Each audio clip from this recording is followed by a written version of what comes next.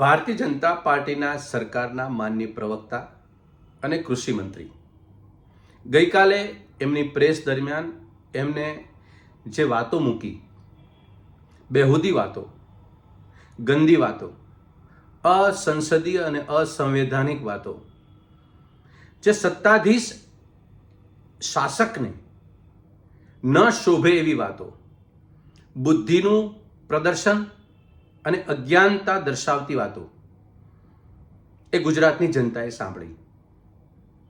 મુદ્દો એ હતો કે કોંગ્રેસને આ રાજ્યની જનતાએ છેલ્લા 30 વર્ષથી વિપક્ષમાં બેસવા માટેનો આદેશ કર્યો છે. એ આદેશને લઈ જનતાના પ્રશ્નો હોય, ખેડૂતોના પ્રશ્નો હોય, એ પ્રશ્નો એમની સમક્ષ આવે એટલે સરકારના સંજ્ઞાનમાં મૂકે. સરકારની જવાબદારી એ છે એ પ્રશ્નો ઉપર ગંભીર ચર્ચા કરે, વિચાર કરે અને ઉચિત નિર્ણય આપે. સરકારને કોંગ્રેસ પક્ષ એટલે કે અમે લોકોએ અનેક વખત એને આવેદનપત્રો આપ્યા, રેલીઓ કાઢી, ધરણાઓ કર્યા, સભાઓ સંબોધી, ગુજરાતની જનતાને જાગૃત કરવા માટેના કાર્યક્રમો કર્યા. આ તમામ કાર્યક્રમો જે છે એ જનતાના પ્રશ્નો, પીડા, સમસ્યા કે વિકાસની અડચણવાળી બાબતોને લઈને છે. એનો ઉચિત જવાબ આપવાને બદલે, ઉચિત ઉકેલ આપવાને બદલે કૃષિ મંત્રી એ સત્તામાં બેઠેલા સરકારી પ્રવક્તા છે.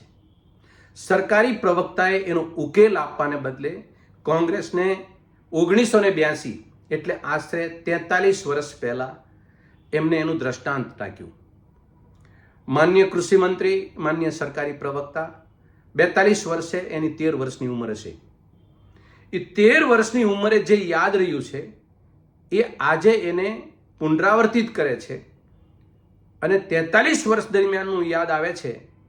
પણ એને વર્તમાન સ્થિતિ એમના થકી, એની સરકાર થકી 30 વર્ષની અંદર આજે ગુજરાતમાં શું હાલત છે એના ઉપર નજર નથી કરવી. કોંગ્રેસને એવા શબ્દો કીધા કે કોંગ્રેસનું મોઢું ગંધાય છે, કોંગ્રેસે એના અરીસામાં જોવું જોઈએ. આ અસંસદીય અને એમને શોભા દેતા શબ્દો નથી. કોંગ્રેસના સમયની અંદર કોંગ્રેસે ખેડૂતોને આપતકાલીન કે અતિવૃષ્ટિ કે એવી પરિસ્થિતિ, કુદરતી પ્રકોપ હોય ત્યારે એને રાહત કામ જેવા પાપ કરવા માટે રાહત કામ એ સરકાર આપે અને ખેડૂતો એના પરસેવાનું કમાય અને ન છૂટકે કરવાની પ્રવૃત્તિ ભાગે આવે, પણ એ સ્વમાની રોટલો એના ઘરની થાળીમાં આવે તો એ પાપ કહેવાય. ખેડૂતોને એક વિકલ્પ આપ્યો છે કે કુદરત કૃપાયમાન થઈ છે તો તમે જળ સંચય, જમીન સંરક્ષણ, એવી પરિસ્થિતિમાં ગામડાઓમાં તળાવો, પાણીનું સંચય થાય એવા વૈકલ્પિક વ્યવસ્થાઓ ઊભા કર્યા અને એને રોજગારી પૂરી પાડી. આ સ્વમાનનો રોટલો ખાવા માટેનો કોંગ્રેસે વિકલ્પ આપ્યો, એમાં કોંગ્રેસનું મોઢું ગંધાય છે અને પાપ કર્યું છે. આજે 6,000 રૂપિયા વગર મહેનતના આપે છે એ સ્વમાનથી પોતાનો કોલર ઊંચો કરે છે.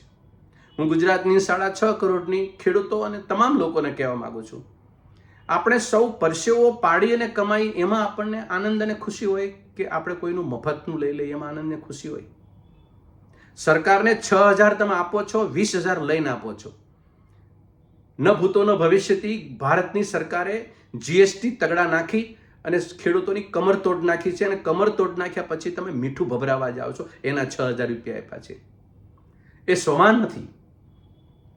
હું માન્ય સરકારી પ્રવક્તાને થોડીક યાદ અપાવવા માંગુ છું. તમે સમજદારીથી બોલો. ગુજરાતની જનતાને જે તમને મત આપ્યા છે એનો ઘમંડ એ જનતાને હોવો જોઈએ. એના મતનો ઘમંડ તમારે ઉપર ચડાવવાની જરૂર નથી. એના ઘમંડમાં તમે ન રહ્યો.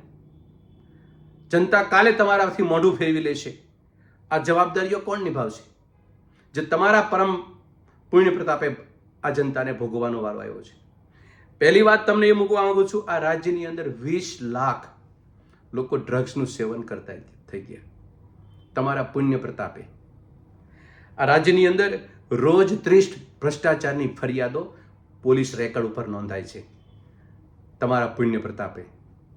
આ રાજ્યની અંદર જીએલડીસીને તમે તાળા મારતી હતા, 52 લાખ રૂપિયા એક અધિકારીના ટેબલના ખાનામાં આવ્યા. તપાસનો રેલો કૃષિ મંત્રી તરફ પગ પાસે પહોંચતો હતો. સુદૃઢ બનાવવાને બદલે તમે નશ્યત કરી નાખી જીએલડીસીને, જે ગુજરાતના ખેડૂતોના ગામડાઓમાં પાણી અને જમીન સંરક્ષણનું કામ કરતી હતી. આ સંસ્થાનો ખુરદો બોલાવી નાખ્યો. કૃષિ યુનિવર્સિટીઓ તમારા પર્યુમાં આવે છે. આજે ભ્રષ્ટાચારનો અડ્ડો બની ગઈ છે. 2-3-4 મહિના સુધી વાઇસ ચાન્સેલરની નિમણૂક નથી થતી. એક નોકરી લાખો રૂપિયાની પડે છે. કુલપતિઓની નિમણૂક લાયકાત વગરના અને કરોડો રૂપિયાના મહેનતાણા પછી એને એપોઇન્ટમેન્ટ અપાય છે. તપાસ કરો, હિંમત હોય તો. વાસ્તવિકતાના દર્શન છે, તથ્યો સામે આવશે બહાર. ગુજરાતની અંદર 182 ટીસડી ફાર્મ હતા, વેચી માર્યા. આ ગુજરાતની ભારતીય જનતા પાર્ટીના પુણ્ય પ્રતાપે થયેલા કામોની વાત કરું છું. તપાસ કરો, પાછળ જુઓ. અમારા 42 વર્ષમાં પાછળ જવાને બદલે ખાલી 25 વર્ષમાં જ પાછળ જાઓ, તમને બધું જ્ઞાન આવી જશે. એનાથી આગળ વાત, export corporation, Gujarat state export corporation હતું. ખેડૂતો પોતાનો પાક પકવે વિદેશ મોકલવા માટેનું પ્રમોશન આપતું બોર્ડ હતું. અદાણીને ધરી દીધું તમે મફતમાં. આજે એ ધીકતો ધંધો કરે છે, બેઠા બેઠા રોયલ્ટી કમાય છે. સરકારની તિજોરીમાંથી આ પૈસા અને સરકારને ખુરદો કરવાનું કામ આપની સરકારે, ભાજપની સરકારે, નરેન્દ્ર મોદીની તત્કાલીન સરકારે કરેલું કામ છે. રોજના 20 ખેડૂતો આત્મહત્યા કરે છે. અને ગુંડાધારા એક્ટ લાવ્યા આપણે 2019માં કે 20માં. ગુંડાઓ વધી ગયા. નશાબંધીનો કાયદો કડક કર્યો. રોજના બુટલેગરો ઉપર કેટલી ફરિયાદ થાય છે? 30 ફરિયાદ. આજે તમે આ કાયદા લાવ્યા પછી જનતાને સુરક્ષા, જનતાને આનંદ, મોઢા ઉપર સ્મિત, આ બધું આપવાને બદલે આનાથી વિપરીત પરિસ્થિતિ ગુજરાતની જનતાની સામે થાય છે.